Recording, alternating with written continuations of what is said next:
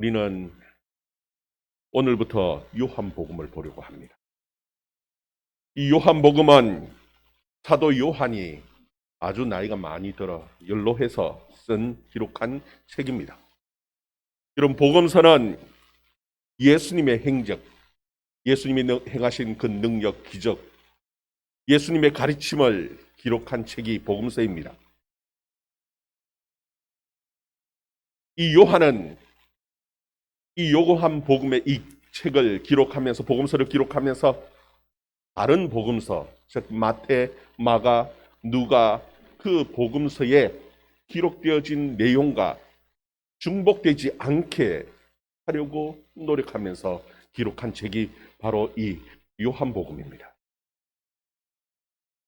오늘 본문의 말씀인 이 말씀은, 오늘 본문의 이 말씀은 요한복음 가운데서도 서론 서문에 해당되는 말씀입니다. 본문 전체의 내용을 가장 잘 요약해서 앞으로 이 요한복음을 어떤 내용으로 써갈지에 대해서 보여주고 있는 것이 바로 이 서론에 해당되는 말씀입니다. 보통 이 글을 쓸 때 사람들은 본론의 말을 다 적고 난 다음에 가장 마지막에 서론을 적습니다. 가장 이제 이 내용을 잘 요약해서 적기 위해서 참 고심하면서 서론을 적습니다. 그런데 요즘은 이 편집이, 컴퓨터가 발달되어 있어서 편집이 자유로우니까 그렇게 적지만, 요한이 이 요한복음을 기록할 그 당시에는 편집이라 하는 것이 불가능하던 시대입니다. 양피지에 일단 쓰면은 그냥 써내려가는 겁니다. 뒤에 것을 다시 앞에다 붙이고 이 편집이 불가능하던 시대입니다. 요한은 아마 이 요한복음을 시작하면서 이 서두에 무슨 말씀으로 기록을 해야 할까 참 많은 고민들을 하면서 오늘의 이 말씀을 기록한 것 같습니다. 요한복음 전체에서 가장 중요한 말씀이 바로 오늘 본문의 말씀입니다. 우리 1절 말씀 같이 한번 읽습니다. 1절 말씀 시작. 태초에 말씀이 계시니라. 이 말씀이 하나님과 함께 계셨으니 이 말씀은 곧 하나님이시라. 아멘. 여러분, 우리는 하나님의 아들 그러면은 그 이름을 예수 딱 떠올립니다. 사실 이 예수라는 이름은 하나님의 아들이 이 세상에 오셔서 이 세상에 살면서 불려진 이름이 바로 그 예수입니다. 그래서 하나님의 아들 그러면은 예수라는 이름을 떠올리고 기억하고 그 이름을 부르죠. 그러나 예수님께서 이 세상에 오기 전에는 그 하나님의 아들을 무엇이라고 불렀을 것 같습니다. 구약 성경에 보면은 여호와의 사자로 제2위의 하나님, 하나님의 아들, 그 제2위의 하나님이 불려지기도 합니다. 요한은 이 하나님의 아들에 대해서 기록하면서 그 태초부터 계셨던 그 하나님의 아들을 무엇으로 호칭을 해야 할까 너무나 참 많은 고민들을 했을 것 같습니다. 그리고 그 이름, 그 호칭을 무엇이라고 부르느냐 하면은 말씀이라고 부르는 겁니다. 그 하나님의 아들을 말씀으로 호칭하고 있는 것이, 이 말씀을 그 줄을 보면은 로고스 그렇게 표현해 놨죠. 여러분, 사실 이 말씀이라는 것과 예수님, 즉 하나님의 아들을 동일시해서 기록하는 것 같은데 사실 똑같은 동일한 것은 아니지요. 여러분, 말씀이라는 것은 우리에게 들려져야 하고 그 말씀이 해석되어지고 이해되어져야만 하는 것이 말씀입니다. 우리의 신앙의 대상이 말씀은 아닙니다. 하나님의 아들은 우리의 신앙의 대상입니다. 똑같은 것은 아닌데도 불구하고 왜 요한은 그 하나님의 아들을 말씀으로 기록해 놓았느냐 하는 것입니다. 여러분, 우리가 하나님의 말씀을 듣고 깨닫고 그 하나님의 말씀을 우리가 믿고 받아들일 때에 하나님의 아들이 우리 가운데 임재하시고 하나님의 아들을 통해서 모든 하나님의 축복이 우리 가운데 임재하기 때문에 요한은 고민하면서 이 하나님의 말씀과 하나님의 아들을 동일시해서 기록하고 있는 것입니다. 여러분, 그래서 우리 신앙의 가장 중심은 무엇이냐면 말씀입니다. 예배 가운데에, 왜 예배 순서 가운데에 이 말씀이 왜 가장 중심에 있고 가장 많은 시간들을 할애하느냐? 여러분, 그것이 가장 중요한 것이기 때문에 그런 것이, 우리의 교회에서도 가장 중심은 말씀이어야 되고, 우리 신앙의 가장 중심도 말씀이어야 되고, 우리의 제 목회의 가장 중심도 말씀이어야 되는 것이에요. 요한복음의 가장 중요한 키워드를 무엇으로 정하고 지금 가르쳐주고 있느냐면 말씀이라는 것으로 정해놓고, 이것이 우리 신앙에서 가장 중요한 것이라고 선언적으로 우리에게 가르쳐주고 있는 것입니다. 여러분, 거기 보면은 이 하나님의 아들이 하나님과 함께 계셨고, 그리고 하나님이시다. 그는 하나님이시다. 그렇게 선언하고 있습니다. 여러분, 이 함께 있었다 하는 것은 그 성부 하나님과 그 제2의 성자 하나님은 다른 인격체라는 겁니다. 인격이 다르다는 겁니다. 여러분, 같으면은 함께 있었다라는 표현을 쓰지 않지요. 예를 들어서 제 아내와 제가 함께 있었다 하는 표현은 다르다는 겁니다. 그런데 한 인격체면은 혼자 있은 것이지 함께 있었다라는 표현을 쓸 수가 없는 겁니다. 그럼에도 불구하고, 다른 인격체임에도 불구하고 한 하나님이시라는 것. 그 하나님의 아들에 대해서 요한은 다른 인격체이지만 한 하나님이심을 선언하고 우리에게 가르쳐주고, 그리고 예수님에 대한 그 하나님의 아들에 대해서 요한은 어떻게 소개하느냐 하면은 이 세상 만물을 창조하신 창조주 하나님으로 설명을 해주고 있습니다. 2절 3절 말씀 같이 읽습니다. 2절 3절 말씀 같이 읽습니다. 시작. 그가 태초에 하나님과 함께 계셨고 만물이 그로 말미암아 지은 바 되었으니 지은 것이 하나도 그가 없이는 된 것이 없느니라. 아멘. 여러분, 우리가 생각할 때 창세기 1장의 말씀을 보면서 하나님께서 말씀하시니 모든 것이 말씀이 되어졌으니 그냥 말씀만 하면 막 그냥 저절로 다 되어진 것으로 우리는 이해하고 생각을 합니다. 그러나 요한은 그런 것이 아니라는 겁니다. 이 세상이 만들어지는 데에 모든 것에 관여해서 일일이 만드신 분이 있는데, 그분이 누구냐 하면은 바로 하나님의 아들 그 예수 그리스도께서 이 세상 모든 만물을 창조하셨다라는 겁니다. 그리고 하나도 그가 없이는 되어진 것이 없다. 이 세상의 모든 것이 다 하나님의 아들에 의해서 만들어졌다. 여러분, 하나님의 아들이 모르는 것이 없습니다. 그래서 전지하신 하나님입니다. 하나님께서 모든 것을 다 만드셨어요. 그 하나님의 아들의 손길이 미치지 않는 것이 없다라는 것입니다. 저와 여러분, 이 세상에 있는 모든 것에 하나님의 아들이 다 관여하고 계심을 요한은 말씀해요. 그리고 또 하나 선포하시는 말씀이 무엇이냐면 4절 말씀, 우리 또 같이 읽습니다. 4절 말씀 시작. 그 안에 생명이 있으니 이 생명은 사람들의 빛이라. 여러분, 하나님께서 이 세상 모든 만물을 창조하시고 우리에게 주시고자 했던 가장 큰 선물이 있습니다. 그것이 무엇이냐면 생명입니다.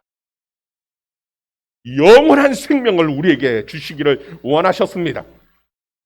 하나님께서는 이 세상 모든 만물을 창조하시고 특별히 에덴이라는 그 동산에 이 아담과 하와를 그곳을 다스리게 하시면서 그곳에 나무 2개를 심어 놓으셨습니다. 하나는 생명나무이고 또 하나는 선악을 알게 하는 나무입니다. 하나님께서는 그 사람들이 하나님의 말씀에 잘 순종하고 살면은 영생에 이르게 하는 그 생명나무 열매를 주시겠다고. 그리고 하나님의 말씀대로 살지 않고 불순종할 때 영원한 죽음. 그것을 그 선과 악을 알게 하는 것이 무엇이냐면은 선악과 열매였습니다. 하나님의 말씀에 순종하느냐, 순종하지 않느냐. 정말 하나님께서 주시고자 하셨던 것은 바로 그 영원한 생명인데 그 영원한 생명이 어디 있느냐는 겁니다. 요한은 그 안에 생명이 있으니 이 생명은 사람의 빛이다. 영원한 생명 곧 하나님의 아들, 그분에게 영원한 생명이 있고 그 영원한 생명이 우리에게 줄 수 있는 생명이라고 그것을 가르쳐주고 계신 것입니다. 여러분, 예수를 믿을 때 예수를 통해서 우리에게 주어지는 가장 큰 축복은 다른 것이 아니라 바로 그 예수의 생명이 우리에게 주어지는 영생을 하나님께서 우리에게. 그런데 여기 보면 참 요한은 충격적인 말씀을 합니다. 5절 말씀에 보면은 빛이 어둠에 빛이 돼 어둠이 깨닫지 못하더라. 여러분, 이 말씀이 무슨 말씀입니까? 여러분, 하나님께서는 천지 창조를 하실 때 빛과 어둠을 갈라놓으셨습니다. 빛이 비치면 어둠은 물러가게 되어져 있습니다. 빛과 어둠은 같이 할 수 없는 것이지. 그런데도 불구하고 오늘 요한은 무엇이라고 말씀하시냐면 빛이 어둠을 비쳤는데 어둠이 깨닫지를 못하더라는 겁니다. 여러분, 빛이 비치면 어둠은 물러가야 되고 사라져야 되는 것입니다. 그런데도 불구하고 이 어둠이 깨닫지 못하고 여전히 어둠 가운데 빛이 와서 빛이 비추는데도 불구하고 어둠 가운데 살아가는 이 세상 사람들에 대해서 요한은 그렇게 표현하는 것입니다. 빛이 어둠을 비치고 있는데도 불구하고 그 어둠이 깨닫지 못하고 여전히 어둠 가운데 살아가고 있는 이 세상에 그 사람들,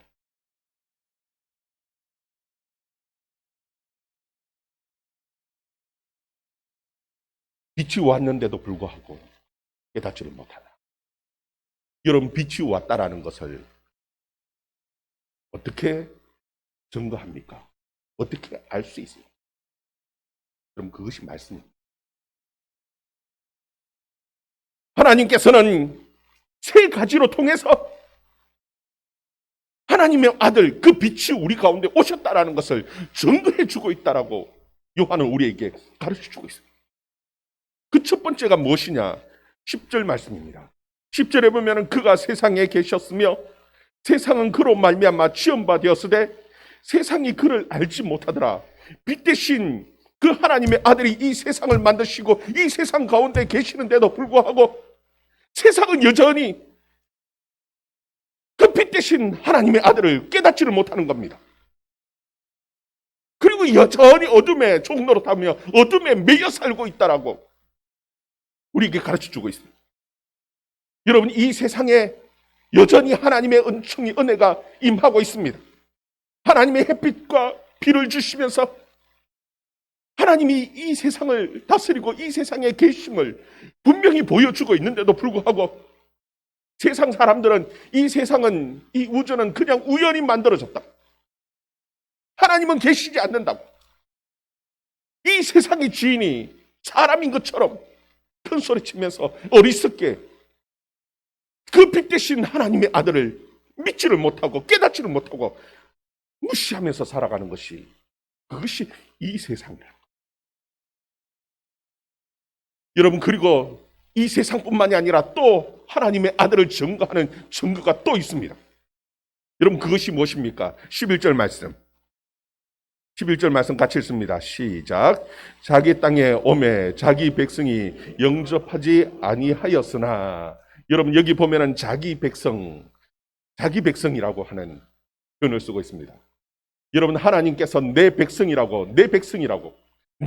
하시는 그 민족이 있었습니다.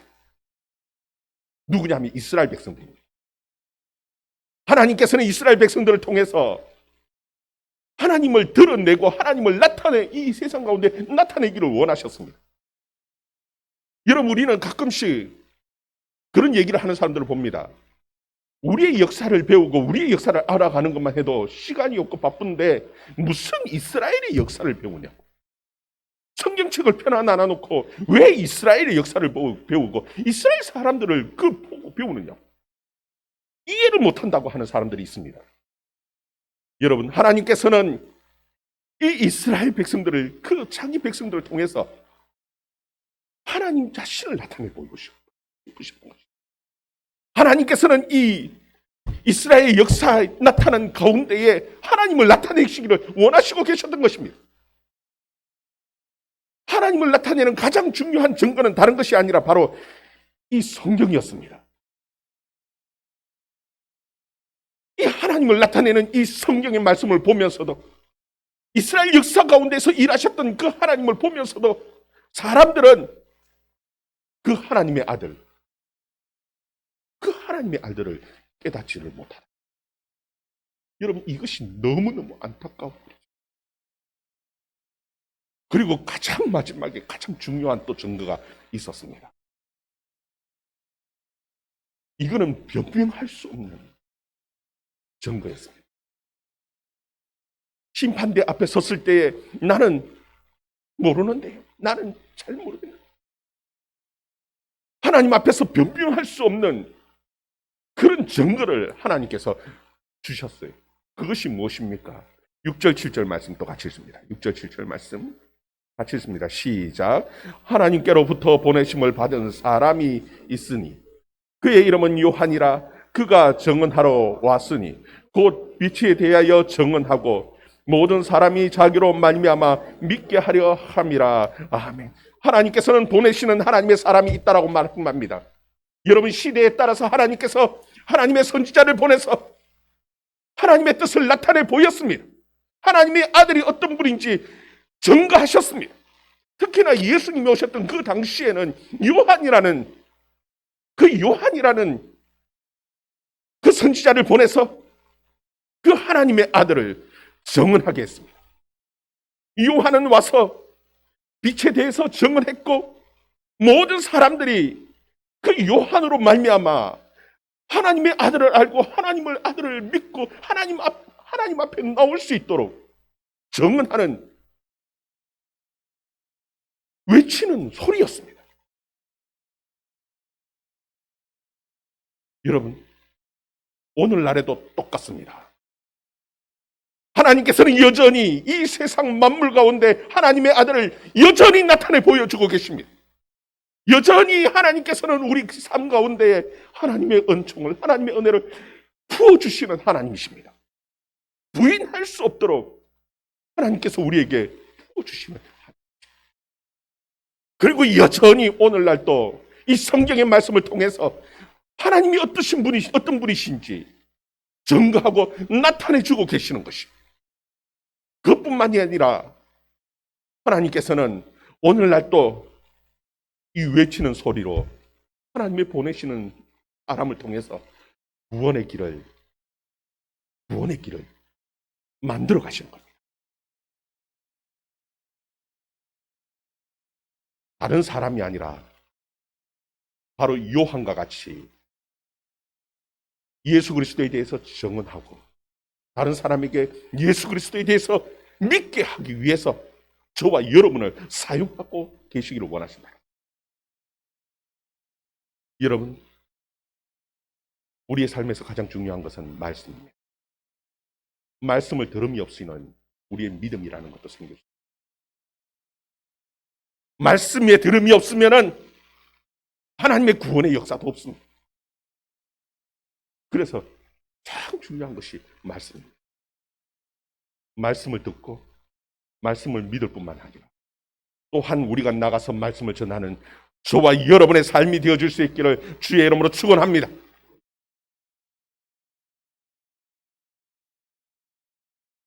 사도 요한은 우리에게 아주 중요한 말씀을 하죠. 그러면 세상 사람들이 믿지 못한다면은 그러면 끝이냐? 깨닫지 못하면 끝이냐? 그렇지 않다라는 겁니다. 믿는 사람들이 있다라는 겁니다. 12절에 보면은 영접하는 자 같이 읽습니다. 시작. 영접하는 자 곧 그 이름을 믿는 자들에게는 하나님의 자녀가 되는 권세를 주셨으니. 여러분, 여기서 영접하는 자, 그는 곧 그 이름을 믿는 자, 똑같다라는 겁니다. 영접하는 것이 무엇이냐? 그 하나님의 아들 그 이름을 믿는 자, 그것이 곧 영접하는 것이라는 거예요. 여러분, 우리가 어떻게 믿습니까? 말씀을 통해서 우리가 깨닫고 말씀을 통해서 믿음이라는 것이 생기는 것이에요. 그런데 그 하나님의 아들이 나의 죄 때문에 오셨고 십자가에 죽으셔서 나의 모든 죄를 다 해결하셨습니다. 신실하신 분이라고 믿는 그 믿음으로 우리는 무엇을 얻게 되냐면 하나님의 자녀가 되는 권세를 얻는 겁니다. 여러분, 하나님의 자녀가 되어서 영생을 누리고 살아갈 수 있도록 하나님께서 우리에게 하나님의 아들을 통해서 주시는 복임을 우리에게 가르쳐주고 있습니다. 여러분, 이 하나님의 아들이 된다라는 것은요, 그냥 되어지는 것이 아닙니다. 내가 머리가 좋다고 그것이 깨달아져서 그렇게 되어진다고요? 천만에. 내가 가문이 좋아서 아니라는 겁니다. 하나님의 은혜입니다. 내가 그 하나님의 말씀, 빛 대신 그 하나님의 말씀을 깨닫고 내가 하나님의 백성이 되어진 거예요. 하나님의 은혜. 13절, 이는 혈통으로나 육종으로나 사람의 뜻으로 나지 아니하고 오직 하나님께로부터 난 자들이니라. 여기 보면 이 혈통이나 육정이라는 것은 육체적으로 난 것이 아니라는 겁니다. 여기 사람의 뜻으로 나지 아니하고, 여러분 머리가 좋다고 내가 철학 공부를 많이 했기 때문에, 내가 신학 공부를 많이 했기 때문에, 성경을 많이 읽었다고 그것만으로 되어지는 것이 아니라는 겁니다. 내 머리로 되어지는 것이 아닙니다. 하나님의 은혜입니다. 말씀을 들을 때에 하나님의 성령이 우리 속에서 역사하셔서 말씀이 깨달아지고 말씀의 조명이 빛이 비춰질 때에 믿어지는 겁니다. 어떤 사람들은 성경을 가르친다고 큰 소리 치면서 믿지 않고 엉뚱한 소리나 치시는 하는 사람들이 있습니다. 박사 학위를 많이 받았다고 큰 소리 치지만 그런 사람들이 정말 하나님의 자녀로서의 구원이 되냐? 나는 아직 글자도 모르는데, 한글도 못 깨우친 사람인데 그럼 나는 구원받지 못한, 천만에. 그래서 성경은 우리에게 가르치는 것이 하나님께로부터 난 자, 하나님의 말씀을 들을 때 그 말씀 한 절 한 절 내 마음속에 들어오시 우리의 삶을 바꿔.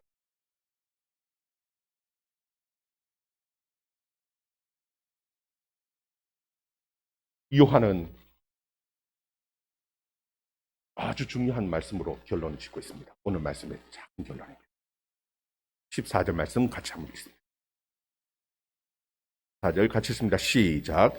말씀이 육신이 되어 우리 가운데 거하심에 우리가 그의 영광을 보니 아버지의 독생자의 영광이요 은혜와 진리가 충만하더라. 아멘. 여러분, 예수님께서 이 세상에 육신을 입고 오셨을 때 사람들은 무지했습니다. 흠모할 것이 없습니다. 연한 순 같았습니다. 그냥 밟아버리면 끝장날 것 같았어. 실제로 밟아버렸죠. 여러분, 예수님의 이 세상에 오신 그 하나님의 아들의 모습은 너무나 볼품없는 모습.